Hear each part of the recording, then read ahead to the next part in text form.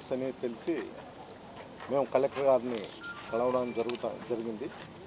దీంట్లో తాడిపత్రి రూరల్ మండలం నుండి 15th ఫైనాన్స్, జనరల్ ఫండ్, మండల ఫండ్లో కూడా భారీగా దోపిడీ జరిగింది. దీనిపైన విచారణ జరపాలనేది మేము అడగడం జరిగింది. దీంట్లో ఏమంటే ఏ గ్రామంలో అయినా కానీ ఆ పంచాయతీలో ఉండేటువంటి వాళ్ళు తీర్మానం చేసుకొని ఆ పంచాయతీ పరిధిలో ఏదైనా డెవలప్మెంట్ చేయడానికి అక్కడ ఉన్నటువంటి వార్డు మెంబర్లు సర్పంచ్ తీర్మానంతోనే జరుగుతుంది. తాడిపత్రిలో మాత్రము తాడిపత్రి మండలంలో యూఆర్డి సెక్రటరీలు వాళ్ళ మండలాఫీస్లో ఉండేటువంటి కొంతమంది ప్రైవేటు వ్యక్తులను అపాయింట్ చేసుకుంటారు. వర్క్ ఓవర్లోడ్ వల్ల దానివల్ల వాళ్ళ పేర్లతో ప్రతి పంచాయతీ నుండి కూడా 20, 10 లక్షలు, 20 లక్షలు, 30 లక్షలు, దాదాపు 1 కోటి నుండి 2 కోట్ల వరకు దోపిడీ జరిగింది. కాన్సెన్స్ వైడ్ ఒక 5 కోట్ల దోపిడీ జరిగింది. ఈ విధంగా దాంట్లో ఓచర్ నెంబర్లతో దేకీలు అంటే ఓచర్ రాసింటారు, ఫలాని ఏరియా నుండి ఫలాని ఏరియా వరకు వర్క్ చేసినాము, ఆ వర్క్ గాను ఇంత బిల్లు డ్రా చేసినామని. ఈ విధంగా డ్రా చేసిన డబ్బు అంతా కూడా ఆ పంచాయతీ పరిధిలో ఉండేటువంటి వ్యక్తులు మటుకు కాదు, వేరే పంచాయతీలో వాళ్ళు లేకపోతే ఆఫీసులో సంబంధించిన ఎంప్లాయీస్ సంబంధించిన బంధువులు, మిత్రుల పేర్లతో డ్రా చేయడం జరిగింది. ఈ 15th ఫైనాన్సే కాదు, మండల్ ఫండ్ కానీ, జనరల్ ఫండ్ కానీ, వివిధ రకాలు ఉండేటువంటి ఫండ్స్ అన్నీ కూడా ఈ విధంగా ఫ్రాడ్ చేయడం జరిగింది తాడిపత్రిలో. దీనిపైన ఎన్నిసార్లు కూడా కొంతమంది ఎంపీపీ గారు కూడా సమాచారం అడగడం కూడా జరిగింది. ఇప్పుడు నెల అయితేనే కూడా సమాచారానికి జవాబు లేదు. మళ్ళీ అదే కాకుండా గ్రామంలో ఉండేటువంటి రామేష్ రెడ్డి అనే వ్యక్తి పైన తప్పుడు కేసు పెట్టడం కూడా జరిగింది. అంటే మీరు సమాచారం అడిగినారు, మీరు అడిగిన దానికి మేము ఇస్తే మేము ఇబ్బందులు పడతాము, డ్రాప్ కాంటే ఆయన డ్రాప్ కాకపోతే ఒక కేసు కూడా టౌన్ స్టేషన్లో పెట్టడం జరిగింది. ముఖ్యంగా దీని అంతటికి కూడా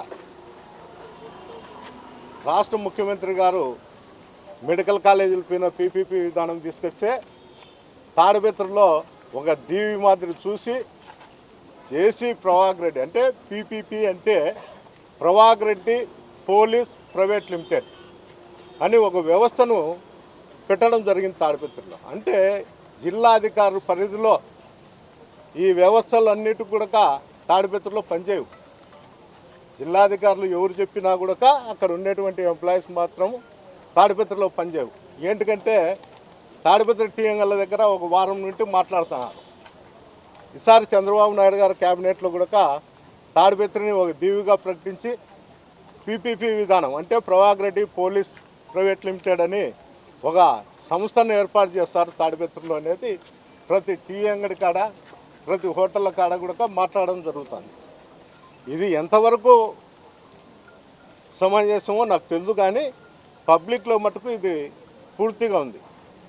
ఎక్కడన్నా కానీ వైఎస్ఆర్సీపీ నాయకులపైన దాడి జరిగితే వాళ్ళ హాస్పిటల్కి వచ్చి కంప్లైంట్లు పెట్టాలని చూసినా కూడా అక్కడికి పోలీస్ అధికారులు కూడా కానీ పోలీసులు కానీ ఎవరు కూడా కంప్లైంట్ తీసుకునే పరిస్థితి కూడా లేదు.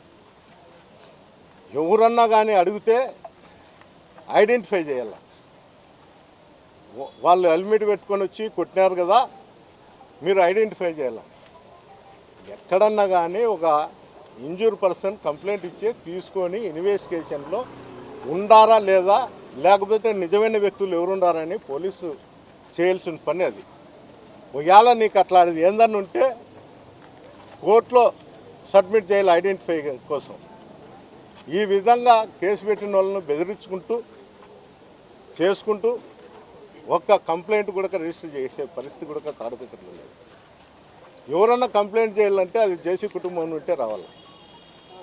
జేసీ కుటుంబం నుండి రావాలంటే మధ్యవర్తులు లేకపోతే వైఎస్ఆర్సీపీ నాయకులు ఎవరు వాళ్ళని పోయి అడిగే పరిస్థితి ఉండదు. కాబట్టి అక్కడ కేసులు కట్టే పరిస్థితి కూడా లేదు. ముఖ్యంగా ఇట్లాంటి విషయాలన్నీ కూడా మేము ఎన్నోసార్లు కూడా జిల్లా అధికారులకు చెప్పడం జరుగుతుంది. జిల్లా అధికారులకు చెప్పినా కూడా పరిశీలించుతాం, చూస్తాం, చేస్తామని చెప్తారు. అందుకే ఆయనంతకు ఆయనే ఒక వ్యవస్థను సమకూర్చుకొని వ్యవస్థను పెట్టుకోవడం కూడా జరిగింది. ఈ విధంగా తాడిపత్రిలో ఒక పోలీసు వ్యవస్థే కాదు, ప్రతి ఆఫీసులో కూడా ఆయన కనుసలను నడుస్తుంది. ఇంత ఫ్రాడ్ జరుగుతానే, ఇన్ని జరుగుతానే కూడా అతను కనీసం ఆఫీసర్లను కూడా అడిగే పరిస్థితిలో లేరు. లాస్ట్కు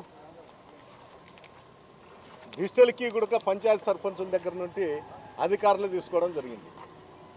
అంటే కొంతమంది మహిళలు ఉంటారు సర్పంచులు, వాళ్ళ దగ్గరకు పోయేది సెక్రటరీలు సంతకాలు పెట్టించుకునేది, అన్నను అడిగినాంలే పెట్టనిమ్మా అని చెప్పేది, పెట్టించుకునేది.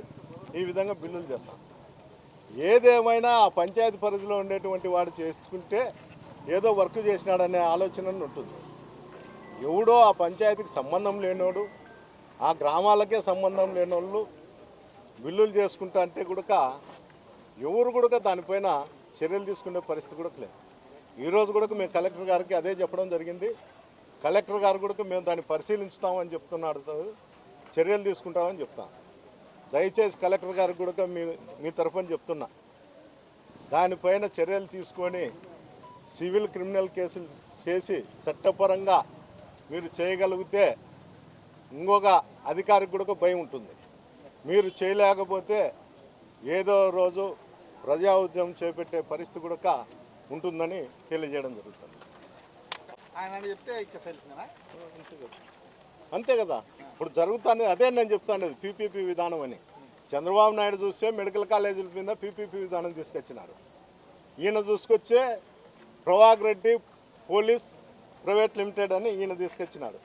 అంటే వ్యవస్థలు రేపు జరగబోయే రోజుల్లో కూడా ఏ ఎమ్మెల్యే ఎంతకో ఆ ఎమ్మెల్యే ఒక సంస్థ ఏర్పాటు చేసుకొని ఇక్కడ ఉండేటువంటి అధికారులు కూడా వాళ్ళ కనసల్లో నడిచే విధంగా చూస్తున్నారు తప్ప జిల్లా అధికారులు కనసల్లో చూసే పరిస్థితి అయితే నాకైతే కనుచూపు పేరులో కనరాడంలే. ఎందుకంటే తెలిసి తెలియనట్టు నటిస్తారా, అన్నీ తెలిసి కూడా ఊరుకుంటారా, లేకపోతే మాకెందుకులే అక్కడ ఉండేటువంటి ఎమ్మెల్యే పోస్టింగ్లు వేయించుకున్నాడు అతనే పడుతుంటాడు అనేది కనీసము ఆలోచన అనేది కూడా లేదు. నేను ఎన్నోసార్లు చెప్పిన అసాంఘిక కార్యక్రమాలపైన చర్యలు తీసుకోండి, మా సాగు మేము వస్తాం, మమ్మల్ని కొడితే కొట్టించుకుంటాము, కేసు పెడితే పెట్టించుకుంటాం, లేకపోతే ఊరుకుంటాము. కనీసం సామాన్య ప్రజలను కూడా కాపాడమని ఎన్నిసార్లు మేము జిల్లాధికారులను కోరడం జరుగుతుంది, అందరికీ చెప్పడం కూడా జరుగుతుంది. జిల్లాధికారులు దాని గురించి పట్టించుకోవడంలే, పర్సూ చేస్తామంటారు. పర్సూ చేస్తామంటే ఏమని, ఇంకా 4 మటకా కంపెనీలో లేకపోతే 4 బంగాకు స్టోరేజ్లో పెట్టుకోమన్నా, లేకపోతే అవి అరికడతామన్నా, ఏదైంది కూడా దానికి అర్థం కావడంలే.